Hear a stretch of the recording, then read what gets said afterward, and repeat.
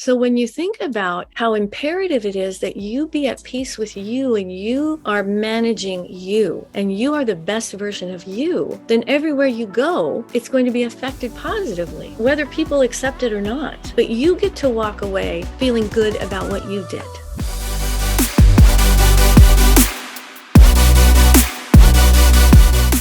Hey everyone, and welcome to the Academy Podcast with the #1 international best-selling author and multi-award winning success and life coach, Camille Shah. I want to thank each and every one of you for taking this opportunity to grow together with me, Camille Shah, and my guests on this program. Each episode of the Academy Podcast is filled with insights and wisdom from my guests, which I believe can have a profound impact on the way we live our lives. Without further ado, let's dive in.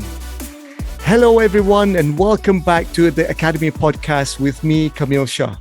Firstly, I want to thank you for joining me and my guest today. Whatever you're doing as you're listening to this episode, my wish is that this week brings you peace in whatever you do. This week's episode is going to be supercharged. My guest is a fellow co-author of the #1 international bestseller, Authentic, Courageous Humans Who Change Their Lives by Rewriting Their Story. Now, since we connected through the book, she has been working on her own title, and I'm so excited to have her here today to delve a little bit more into her own upcoming solo book. Joining me today is Cinthia Hiett. Cinthia is a life coach, relationship expert, author, and motivational speaker with over 30 years of experience. With a master's degree in counseling, Cinthia has a passion for helping men and women understand relationships and gender differences. She is an international speaker, recognized for sharing inspirational and relevant teachings and presenting biblically based seminars. Welcome, Cinthia. Thank you very much for having me. I'm excited. Awesome. Thank you. Thank you again, Cinthia, for first and foremost, like I say, saying yes to jumping onto the Academy Podcast. So as I mentioned, we got connected through the book, Authentic, Courageous Humans Who Change Their Lives by Rewriting Their Story. And I think that was one of the best things that has happened to many of us, because through the book, we got connected and we got to share our stories. We got to read each other's stories. And I think that's really powerful to be able to not only share, but also get inspired by other people's stories. So thank you for joining us today and for saying yes, for jumping on to this episode. Absolutely. So Cinthia, as I mentioned in the bio, you're a motivational speaker, you're a coach, but specifically relationship coach, right? Yeah. What's interesting is that since the book, the Authentic book, you've been working diligently, I think, in the background on your own solo book, which is, I think, going to be launching soon. Yes. Can you just share with us a little bit about, how your journey has been up to writing your chapter in the book Authentic, but also going beyond that to now working on your own solo book? Absolutely. It was really a pleasure to work with, all of the authors with the Authentic book. And the chapter that I had placed in that book was my own life story. And what I entitled it was Can Fairy Tales Be Real? Which is kind of a silly title, but what it really is about, I was adopted, and so it really talked about how I understood that God placed me in that family, even though I didn't understand it. I'm nothing like them. They are very concrete people. They are very structured people, and I'm this artist that they had no idea what to do with. And so what really came out of the whole entire experience was understanding how in many ways, in God's grace, he put me in a family that grounded me and taught me how to be grounded and how to be structured, which then helps me be able to do my life's work. Instead of just being this like uncontained water, right? Like many artists are, I can contain that and focus, and I can still be creative in what I do. Wow. Thank you for sharing that. And I think, it's really interesting that you've mentioned about, your journey, especially about how we find ourselves. I'm also reflecting on this sometimes we go about our daily lives and things happen, and I personally believe that there is a higher power that's Mhm. guiding my life. I am part of that. I'm part of the running of my life, but there is a higher power that I understand that is beyond my understanding, right? That controls and creates things. And I think that's really powerful that you brought that up. Something that I also kind of thought about there is, the conversation, that I've had with many people out there about, are you the narrator of your own life? Are you, Mhm. how much control do you have of your life? And are you being guided sometimes? Sometimes we talk about gut instincts or Mhm. intuition. What are your thoughts about that? Well, I'm glad you asked that because I've spent many years thinking about it. And in my family, my older sister was their only biological child, and then they adopted me and my two younger brothers, all from different places. And so we are all very, very different. And one of the things, I was raised in a Christian home, so for quite a while, when my parents kept pounding into me, what about your education? What about your education? And all I wanted to do was sing and dance and draw and do all of these things, right? And they are these very Hmm. intellectual people. And so I never felt like I was really accepted or belonged. And I remember saying to God one day, I said, really, God, first and foremost, he helped me understand I wasn't happenstance. Like I used to think I just appeared, right? And he's like, Hmm. uh-oh, I gotta Hmm. make a plan for this person, right? And so talking to him about that more like, in my heart, in my mind, saying, out of all the people on the planet, why would you pick this family? And that's when Hmm. I finally realized that was these people were not wanting to be popular with me. They wanted me to be able to do life and do it well. And I didn't understand that until I was an adult. And there was a lot of pain and a lot of hurt and a lot of rejection and all kinds of things. But now I understand that, the more I know people, and when we think about how unique every human is, that our mistakes are unique, our successes are unique, and that nobody can touch the planet like we can. Now, we have similarities, obviously, but I can only do what I do, and nobody can really copy it.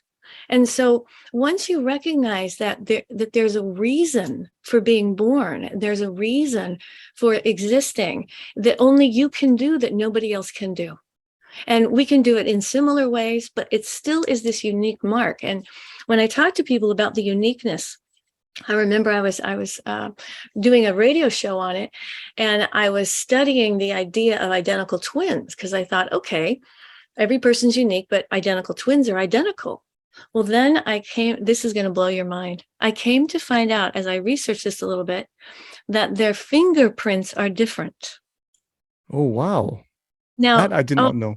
it gives me goosebumps. It's like, so when I researched this, I found out that the reason they're identical twins, their fingerprints are different, is because the way that fingerprints are made is when we're in the womb and we're pushing on the mother's uterus with our fingers, and it creates the rings and the ridges. And so that's why identical twins are identical in every way except their fingerprints. Hmm. And I just thought how powerful that is, that nobody here is replaceable. We're a one-time occurring person. When I die, I'll be extinct. And I don't think that we take that seriously when we are interacting with people. And I don't think that we help individuals take that so seriously. That, we have all these icons that we want to aspire to be, and we forget that they can't do us and we can't do them. And I think if people could understand better the value that they bring, and it isn't in, this vertical world, it's a horizontal world, that we're all equal. We are all of great value, and we need to be treated in that way and accepted in that way. So that was I Wow. preached there for a while. No, I love that. Thank you for sharing that. I think that's really powerful. Something that I picked out there was, we are One a time occurring. one-time occurring person. We are a Yeah. one-time occurring person. That's really powerful to be put that way. It puts things into perspective. Mhm. And what you mentioned there about, identical twins even Yes. have their own uniqueness within them. Yes. Yes. That's really powerful to understand. Magnificent. And Yeah, it's magnificent. It's unprecedented. It's hard to believe, hard to fathom. amazing, amazing. So Cinthia, off the back of that, I had a recent conversation about this, and I got reminded about the concept of ego. Mhm. Um, just whilst we were talking there, and you about uniqueness and our place in the world, having a conversation about ego, and they say that ego actually, what we normally say about what we normally talk about ego is that we always refer to the negative side of ego, the Mhm. detrimental effect of ego, but ego Mhm. also has a positive side which we sometimes overlook, because the positive side of ego is actually to understand that you are unique in the Yes. world. It's Yes. just that sometimes that tipping point from understanding that your uniqueness Mhm. goes into the negative very quickly, Mhm. because you understand that yes, we are all unique, but when we delve in that too much is then when we go into kind of narcissism and all these other Entitlement. things. Yes. Yeah. Yes. So that's quite interesting that you brought that up, because I got reminded of that, the Well, ego side see, of things. I'm glad you brought that up because one of the things I talk to clients about repeatedly is, you know, we don't teach people the correct understanding of ego because, see, ego, my ego, when I have a very strong ego, it means that I can handle rejection and not retaliate. It Hmm. means that I can still do the right thing, even if nobody notices, I still do the right thing. So our ego is very attached also to our conscience. So when we have a childlike ego, then all we are doing is attempting to feel good all the time. And that can lead us to all kinds of bad places and doing all kinds of things that are negative and not helpful. So when we're raising children, when we're, even I talk to clients about triunes and how many triunes I see. And we have this parent, adult, child triune in us. So I constantly am talking to clients about where's the adult part of you, helping and parenting that little kid inside of you. We all love the inner child. That's the funnest part of ourself, the most creative, the most lovable, all that has energy. But if we're not parenting, if we're a bad parent, we're a condemning parent, or we're an absent parent to ourselves, then our life is going to be a mess. So it's also the same triune as the me, myself, and I. So I talk to clients about how do I talk to me about myself? And that is critical when we're thinking about being a high functioning person. That's really powerful as well. That conversation, and that that parent-child Mhm. relationship within ourselves. Like you say, the inner child. To be honest, the concept of inner child, I've only recently, not in a sense, over the past couple of years, understand, or you know Yeah, try to kind of look into it, because right, right. for the most part of my life, I was running on autopilot. I didn't understand the concept. And now to understand that, there is an inner child in me, and to have that conversation, and to step back from to switch off the autopilot mode, first and Yeah, foremost, to be aware, right? To be yeah, aware that there is the inner child in each and every one of us, and to mhm, reconnect again with that inner child, to yes, have that yeah, conversation first, I think. And like you're saying, the next step is, how do you parent that inner child, right? To yes, yes. to say, look, what's happened has happened. For example, what's happened Well, has see, and happened. that's the beauty of growing up. Hmm. Okay. See, if I didn't grow up, I'd have to be parented the rest of my entire life by my parents until they died. And so the growing up piece means I can take what my parents did and integrate that, or I can say that didn't work for me. So I'm not going to do that to myself any longer. So I'm going to be a good parent to me.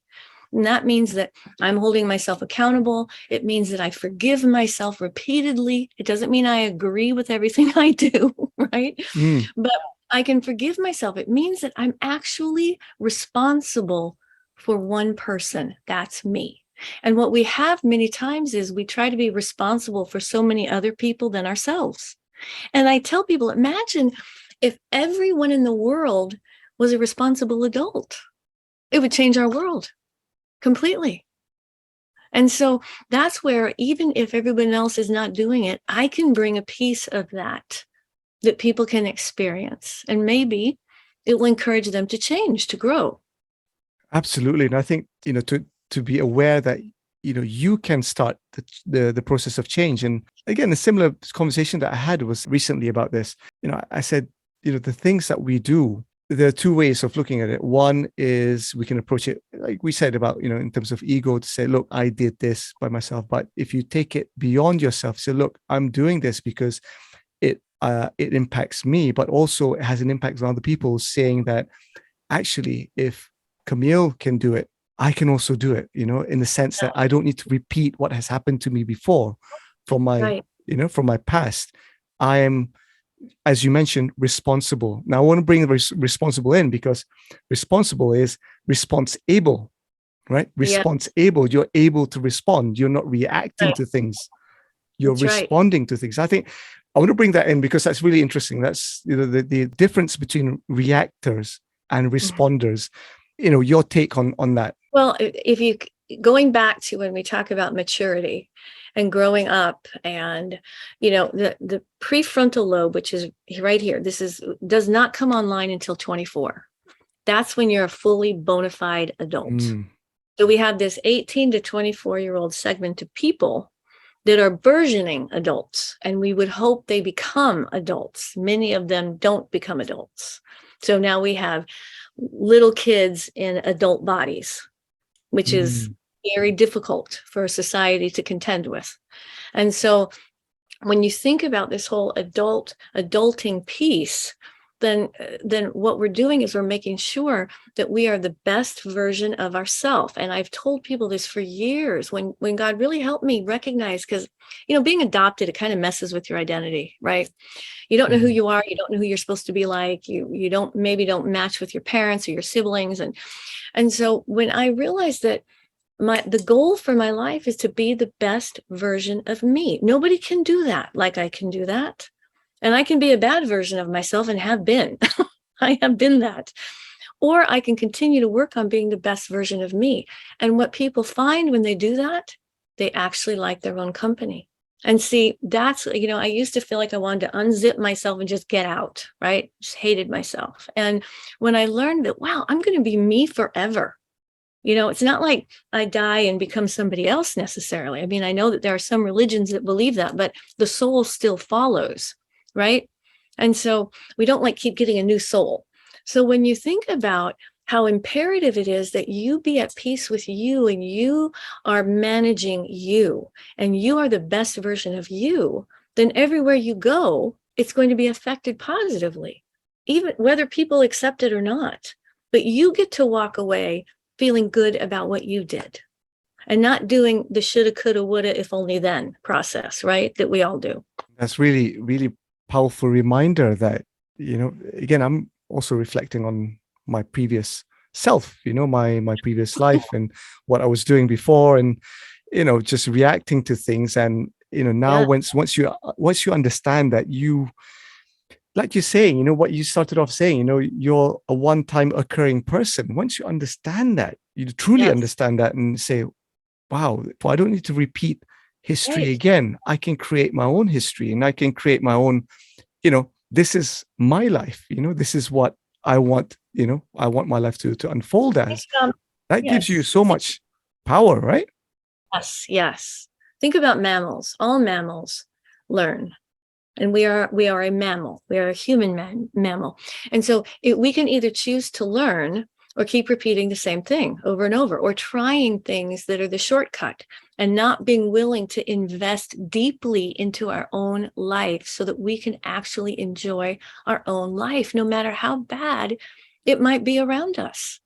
And it doesn't mean I'm not affected. I'm greatly affected. I'm a highly sensitive person, and I'm very affected. But the more I manage me, the better I manage how affected I am, so that I don't have to act out all the time. So I'm not a reactor. So I'm actually choosing how I respond. I have control over that. I have choice in that, instead of abdicating my choice to my emotions and however everybody else is feeling.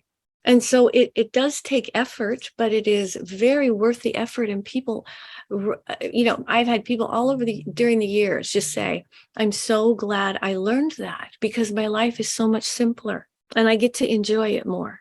Imagine if everybody on the planet was a grown up. Yeah. We just were all grown ups, and the kids were really the kids and the grown ups were really the grown ups. Wow. It would be amazing. I actually want to that's a good point that you've made there. And we talk about, not having to repeat the same things over and over again. Now, I actually want to bring in your solo book at this point, because a lot of the stuff that we're talking here is reflected in your solo book. If I'm not mistaken, it's called Wars to Peace. Yes. That's the one I've been doing for the last 5 years. Wow. It just about killed me. It really is the human manual. I'm thrilled about it. It's really exciting. Even, my husband, I'll tell you, this is funny because the psychology and, he's not one of those guys, right? He loves this book.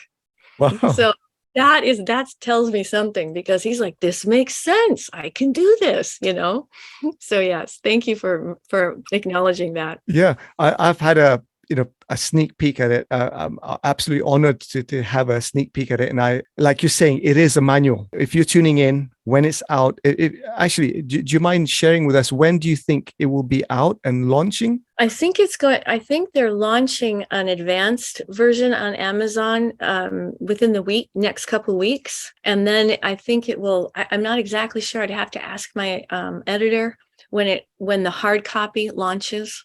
So that would be within the next month, probably. Sure. So it will be out on Amazon. So that'll be really amazing. If you're tuning in, once you get a copy of this, you'll understand what I'm talking about, because it is a manual in itself, a manual for relationships, especially. Can I divulge a little bit about it at this stage, Cinthia?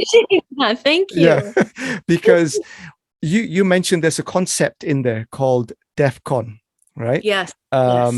If you're in the States, you understand what DEF CON means, but if you're outside the States, you might not understand what DEF CON means. But Cinthia, can you just share with us a little bit about what that means in the context of the book? The DEF CON concept is a military term, and it was created in the 1930s.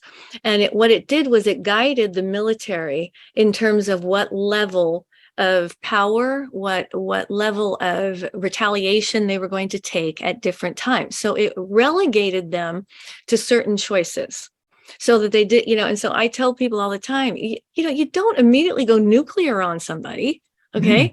And so, but once you understand what your countdown is, and it's a 5, 4, 3, 2, 1, and 1 is nuclear, and nuclear means we're not coming back. There is no way to come back. This is damage. This is long-term damage.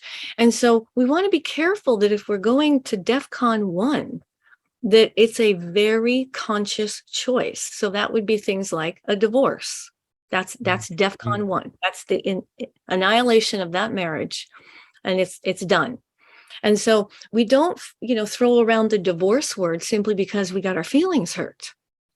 And this is why, because we end up exciting people's sympathetic nervous system, and then they get flooded with all these stress hormones in their brain. Now they're only thinking on survival. And whenever we're in survival, it is not pretty, right?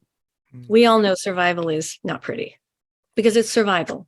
So especially in the United States, even at how just kind of mixed up we are right now in our nation, we still have a very peaceful nation. And so people still pretty much obey the rules in a lot of ways, which helps everyone to kind of stay calm. So when we're practicing that in our little world, our own world, it helps everyone else to calm down as well. See, if I rise with them, if I match their intensity, then we're going to go nuclear. That's what's going to happen. It's going to end up in a big, huge argument. Someone's going to storm out. There's probably going to be wreckage and damage of property. People could be hurt. Children are devastated when they see this stuff. And so recognizing in you where you're at. See, I can know if I'm at DEF CON 3, that usually means swear words, okay? So People that know me know if I start swearing, it's a big deal. Yeah. Okay. Because, and I tell this to people all the time. I'm like, I love words. I'm a big word person. And I say to people, I feel so sorry for the F word. Okay. It used to be the most powerful word on the planet. And now it's slang. Okay. Now it's said in like kindness. I'm like, that poor word. We do not respect that word. Right. So, Yeah. It's in popular culture, it's in music, it's in everything, right? So it's a fond, it's been watered down. Oh, completely. It has no power at all. None. Lost all its power. Right. So I think we need to respect these types of things, that we need to recognize where we're at. And I might need to say to somebody, this is a really important thing for us to talk about, but I can tell inside of me, I'm not going to do well. I need a timeout. I need to time out can I call you in 3 hours? I am not going to do well. I know me. And see, what that does is the other person immediately calms down as well. They also feel respected. And so whatever was being added, the fuel to the fire, right, kind of like gets extinguished some, because we're lessening all of that adrenaline. And we're recognizing that, hey, there's no blood, no broken bones, everybody's breathing. We can relax, we can figure this out, and we can take time. So what I remind clients of on an ongoing basis: blood, broken bones, nobody's breathing, fire. We have no time. Everything else, we have time, if we'll just be willing to take advantage of time. But that little kid inside of us wants to feel good right now. So if we don't get a handle on that inner child part of us that is very susceptible to all kinds of feelings, then that's the part of us that's going to run the show. And we're going to go nuclear.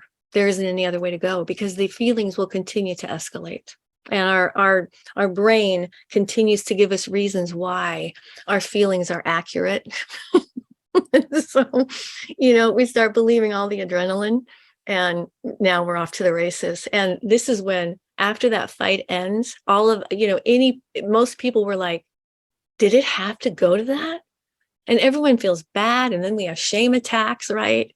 We can't believe we went that far, and now we don't know how to fix it. And then we're mad that we have to fix it, right? So it gets very complicated unnecessarily. So much in there, Cinthia. Thank you for really thank you for sharing that, because I picked out a couple of things in there. The first Good. is the concept of, you mentioned about DEFCON 1 being going Yes. nuclear, and there's no way back from it. And Right.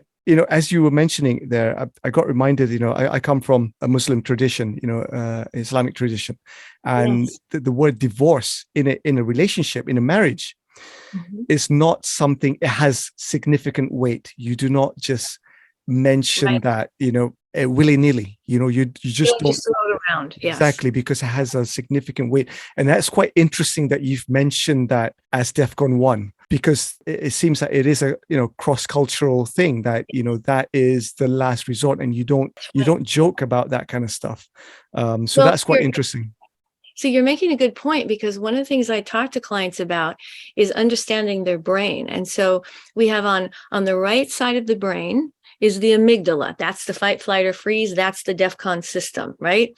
Then on the left side, we have all logic. There's no feelings over here. The prefrontal lobe is the adult, 24 years old. So what happens is we have to know where we are at in our brain. So if I get my feelings hurt, and I start to think of all the ways I want to retaliate, see, that means I'm in the amygdala. That's adrenaline. That means that this side of my brain thinks it's going to die if I don't kill someone first. And it's that compelling. The only way to get out of that side of the brain is to relax your body and breathe. Because see, all of a sudden it sends this message to the brain that, oh, I thought we were going to DEFCON 1. And your body's like, no, we're just hanging out. We're fine. And you take oxygen, and it eliminates all of that adrenaline the more we breathe. And then we're back to the prefrontal lobe, and we can actually think. So I recommend to people, I say, if you can feel that escalation, you don't have to feel guilty about it. This is your body, your brain trying to help you. But you are the executive of that system. So you decide. And you can say to somebody, I need to take a time out. I'm not going to handle myself well. And I can go to the restroom. I can stand in there and breathe and relax my body and say, is this really the hill I want to die on? Do I really have to go here? Can I, maybe extend it until the next day and say, let's sleep on it and think about it. And what you do is you respect yourself and you're respecting the other person. And we're cutting down on the amount of wreckage and damage, which is what it's prevalent in our world right now. People are just loose cannons. They just follow their feelings wherever they go. I could preach on this for days. No, this is so relevant. Thank you so much for bringing it up, because again, it's similarly for me. I never really had or understood that I could actually be part of the solution. Previously, when I get upset, I would literally just follow what I had seen growing up. And I think this is the second point I want to mention about, sometimes without knowing, we pick up things as we grow up. We see how our parents operate in terms of what they do, how they talk to each other, how do they manage themselves, as not only as parents, but also as husband and wife, right? Yes. And we pick it up, I pick it up, and without understanding, you just naturally repeat what monkey see, monkey do, right? Right. But now I understand that there are certain traits which is still there, but I catch it. Like you say, I actually excuse myself from the situation. I just need to take time out. I would go out, go out of the room. I go out into the living space, just lie down, just breathe.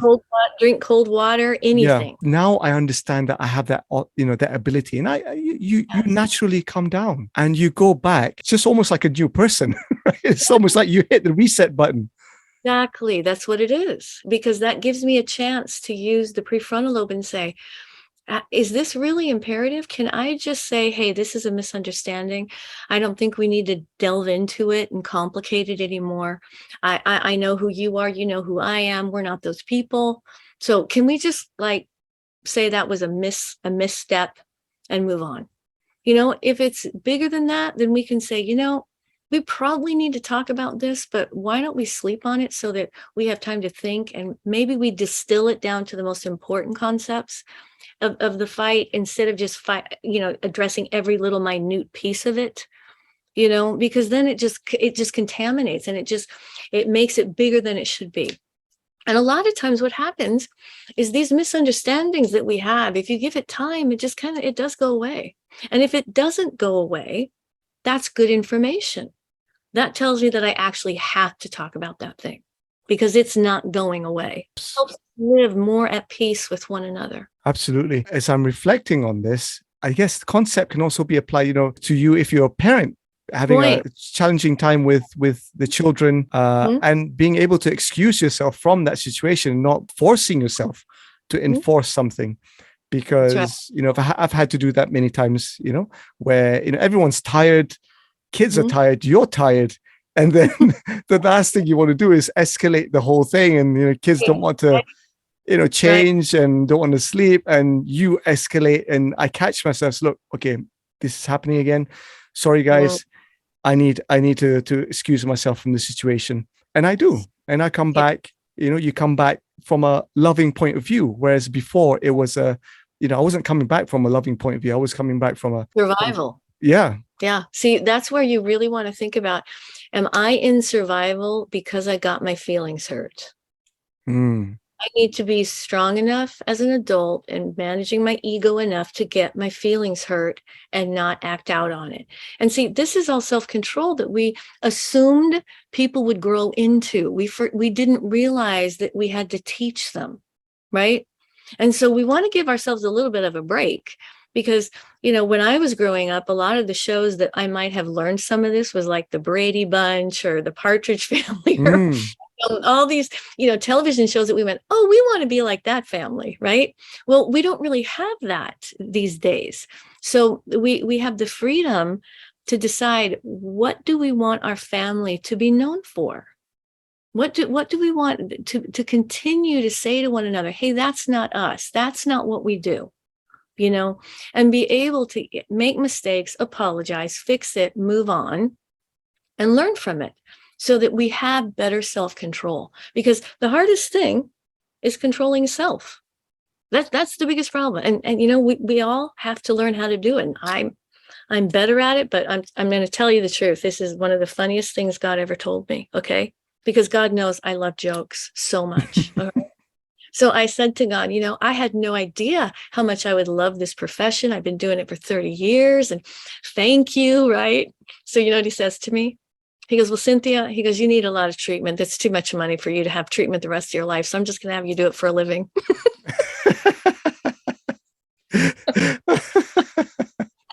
I Oh, was smart. I'm like, you're right. Every day I have to talk about it. Every day, every hour of every day. Yes. but it's So amazing. But thank you for doing it, because like you're saying, we are in a situation where we need this to be taught. yes. Yes. Because it's not there. It's not there. The structure previously was there, but it's not there anymore. So, like you're saying, everyone's free to just do whatever they want, and I believe that's what's missing. But hopefully, the work that you're doing, the work that we're doing together as coaches, Yeah.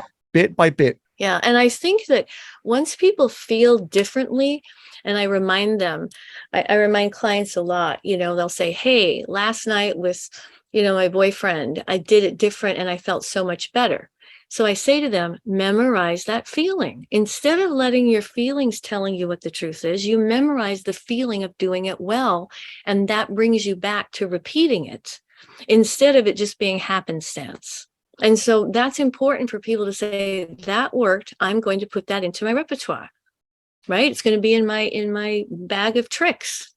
So I can go back to that. I can massage it, or I can adjust it to fit my own unique personality. But that concept can be one of my tools. And see, way back in the, 60s, 50s, 60s, we were kind of teaching people tools. The problem was we taught them good tools, but we didn't give them any of the understanding of why it was going to be helpful for them. So we just taught it to them as a rule. And you know how people are with rules, right? We want to break them. Yeah. We want to test them. We want to see if it really needs to be followed. So we didn't give any underscoring to the concept of be nice or be polite. We didn't tell them why that would help them in their life. We just said, it's an edict. It's a law. You do it.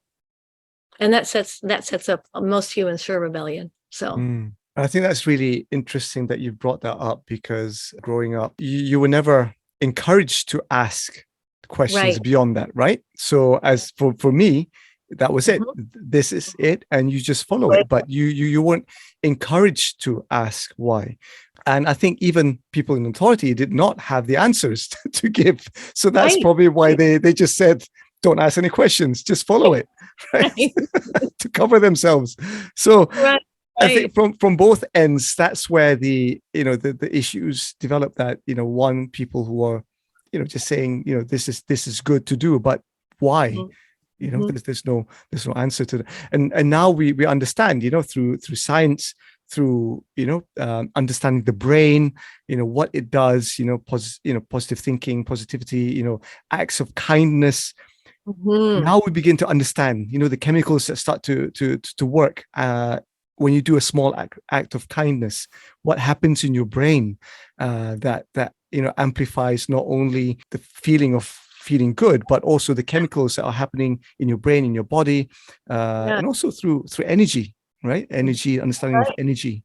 Yes. No, energy is, I don't think that people realize that we are energetic beings. This is why when someone's having a heart attack, we use electricity to shock them back, right? I mean, if you really think about that, you understand that our bodies are electric. I'm not a doctor. I'm not a scientist in that way, but I know that it's true. And so, you feel a different energy when you're with other people. And so the more energetic we are in a negative way, it's palpable. You can feel it. It's like, I don't like that person. I don't know why. Right. And so when we are managing ourselves and when we are being the best version of ourselves, the authentic one-time occurring person, when we are doing that, not only do we like ourselves, but everybody else does as well. And when we mess up, they have so much more grace for us. And that's super important in relationships and managing relationships, because humans, like all mammals, have to have relationship or they die. So, it's not, you look at any mammal group and they need to be in a group. And so if we're not managing that well, and if we're not knowing how to interact in our group to get the needs that we have met and meet the needs of others, then we're going to be disruptive, right? We're going to act out. We're going to get kicked out of the group. If they're strong enough to kick us out, otherwise they tolerate us, right? Yeah. So, it's really recognizing I have a lot more control than I think, and I don't have to have a whole lot of money to do it. And so that's huge when you think about that, that it's like I could spend a whole bunch of money on a lot of things, or I could just control myself. I could be the best version of me. My life will go much better. I want to bring up that point about energy. Yeah. And I'm a big believer of that. I didn't understand it before, but now when I reflect on things that have happened to me in the past career, I used to have a plant on my desk, right? In my previous job. And I used to, take care of the plant, water the plant and everything. But I remember there was a period where I was super, super stressed because of the deadlines, because of what was the politics that was happening in the office. And I just wasn't, that affected me physically because I have a history of asthma, and whenever I get stress, right, or anything stress, I would get eczema. Eczema would flare up on my skin, right? So that first and foremost, I understood actually I control what happens to me, right? So my brain's actually developing all these chemicals that's manifesting itself physically in me. So that was the first thing. But the second thing was this plant that was green and lush. It was a desk plant. It started wilting. Right. Wow. It started wilting. And I kid you not, everything was the same position, same everything. It started wilting. And I didn't understand why. I took it home for a while. I thought it was something to do with the water, something to do with soil. I eventually left that office. Right. Wow. Yes. Plant survived. It was wilting, but it was just barely surviving. I took it to my new office, new environment. I was much calmer, happier, at peace, and it started growing again. And I'm telling you, I'm pretty sure that has to do with the energy that I was projecting around me, and it affected that plant that was with me in the office. Anger, angst, upset, they're palpable.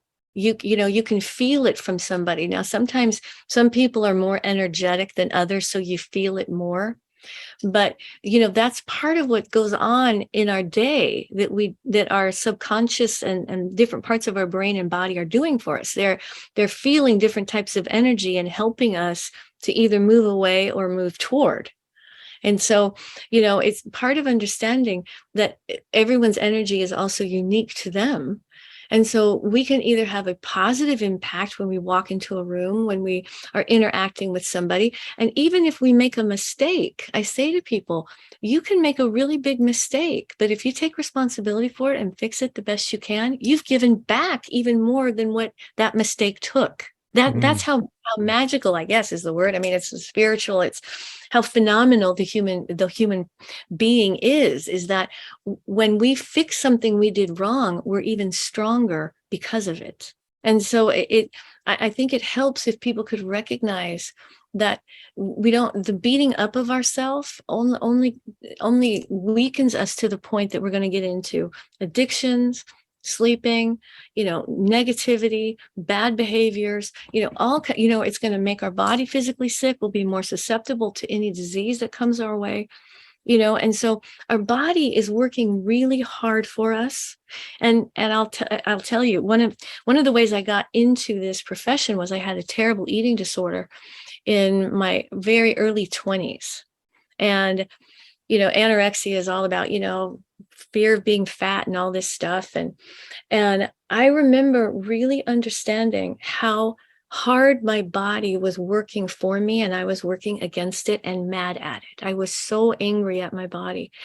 And then I really realized, like, after talking to God a lot about this, and he was not happy that I was unhappy because he made me and he likes the way he made me. Mm. He made that very clear to me. He goes, "Don't talk to me about it again, Cinthia. I like what I made. Either get it or move on, because I don't want to hear the complaining anymore." Right. And so when I kind of got over that and realized, wow, I had a much more loving feeling toward my body when I realized when I die, I don't die, but my body does. And this is the only life it gets.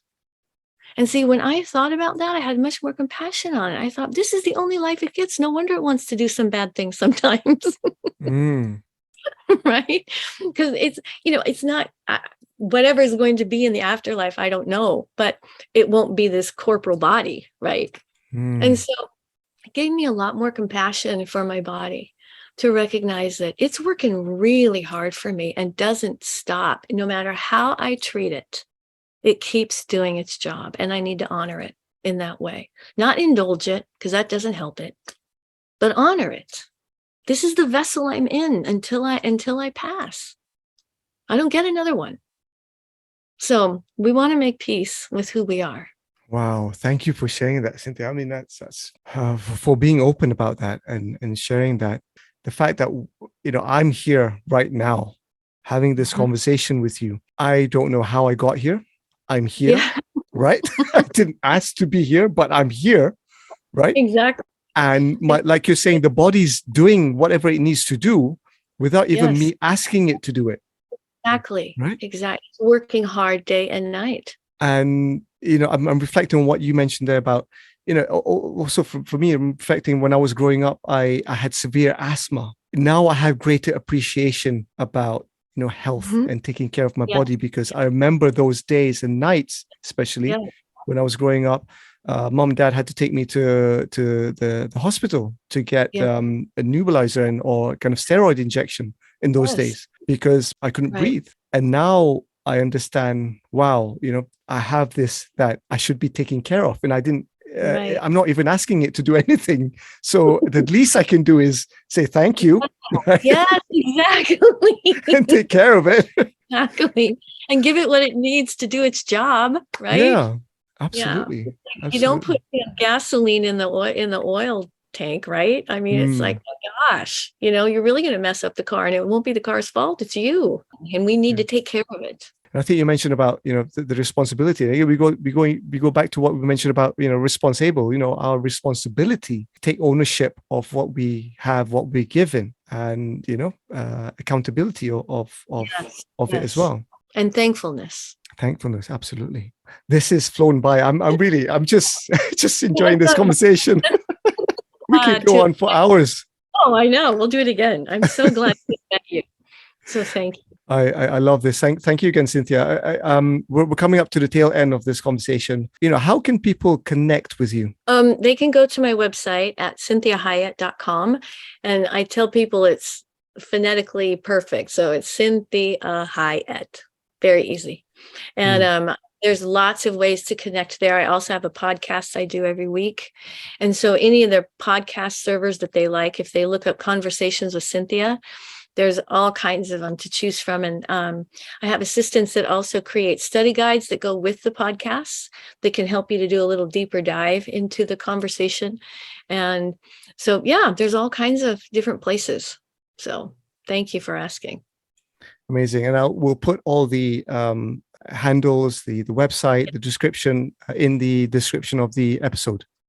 Thank you. Okay. I appreciate that. And also the book, the book is coming out soon. So if you're tuning in, keep an eye out on Amazon, Wars to Peace by Cinthia Hiett. Grab a copy. Again, I've been privileged to have a sneak peek at it. I truly, say that it is a manual if you really want to understand. Cinthia comes from 30 years of experience. I'm kind of reflecting. I wish I had this a while back, so that. But anyway, life is the way it is. I'm grateful that you've taken the initiative to write this. A labor of love, to bring this to print. Yes, thank you. I appreciate it. And I was so glad to meet you. It's nice to have like-minded people. So I'm thankful for that you appreciate some of my jokes. I do Absolutely. have, I do have one to tell you. It's one of my most fun jokes. Are you ready? Yeah, go for it. Okay, so why does the mushroom always get invited to the party? He's a fun guy. It's a, It's so it's stupid. a fun-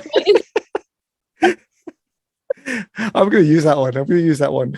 It's so hilarious. This is what's really fun. Then I found out that there are like fungi jokes all over. I mean, it's a huge world. I didn't know anything about it, right? And so Oh, I love clever things. oh, amazing. I love that. I'm going to use that. I'm going to use that with my family. Okay. Oh, Oh, thank you amazing. so Thank you, Cinthia. Cinthia, before we go, usually much. Yeah. on this podcast, we have a tradition where we do the quick 5 question round. Okay. Simple questions, easy to manage. I hope you're okay to do this. Yes, absolutely. Okay. So, question number 1, what Yes. is your favorite word? Probably excitability. Love that. We haven't had that before. Love that. No, I love that. Thank you. So question number 2, what are you currently reading or listening to? I'm currently reading All Over Again, Viktor Frankl's book, Man's Search for Meaning, which is one of my favorite books. So I'm rereading that one. Amazing. Love that. Okay, so question number 3, what is the worst advice you've ever received? Just to forget about it and it'll go away. Absolutely, I agree with that. Yeah, it's like the worst of the worst. On the flip side, what is the best advice you've ever received? Trust God. And I say this frequently to men because now, depending on your religion, the Christian religion, God is a man. And I say to people, men love being trusted. That's one of the greatest gifts you could give a man, is that they want to be trusted. And they hate it when they mess up and they want to fix it.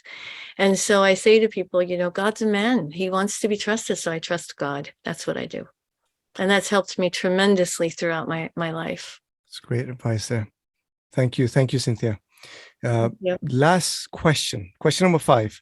What can we expect from Cinthia in the next 5 years? I would like to write another book, except that I don't know if my family will let me. Especially my husband, right? And I don't really like writing books, but I have tons of ideas, and so I like to get them out. So I will write another book, that's for sure. Maybe get him involved as well. Right. Exactly. Oh, amazing. Cinthia, thank you so much. I've thoroughly enjoyed this conversation. I hope you have too. I really have. It's been a really good hour. Thank you. Amazing. Okay, everyone. Thank you so much for joining. This has been an amazing episode. It has been the Academy podcast with Cinthia Hiett. I'm absolutely honored to have her on the show. Until the next episode, it's goodbye from me and from Cinthia. Yes, goodbye. And thank you for listening, and take these into account and implement the things that you're learning from this academy. Amazing. Thank you so much, everybody. Until the next episode, stay safe, stay healthy, and peace and love from us always. Bye-bye for now. Thank you so much for tuning in from wherever you are. My sincere hope is that this episode has not only resonated with you, but also given you some invaluable tips and strategies to improve your life. Don't forget to share your comments with me. As you know, I love to hear your views. Also, remember to follow the Academy, follow me, my guests, and tag us on our social media handles, which will be provided in the description. Most importantly, please leave a review and let me know that you've heard this podcast and how it has impacted you. Until the next episode, stay safe, stay healthy, and peace and love from me always.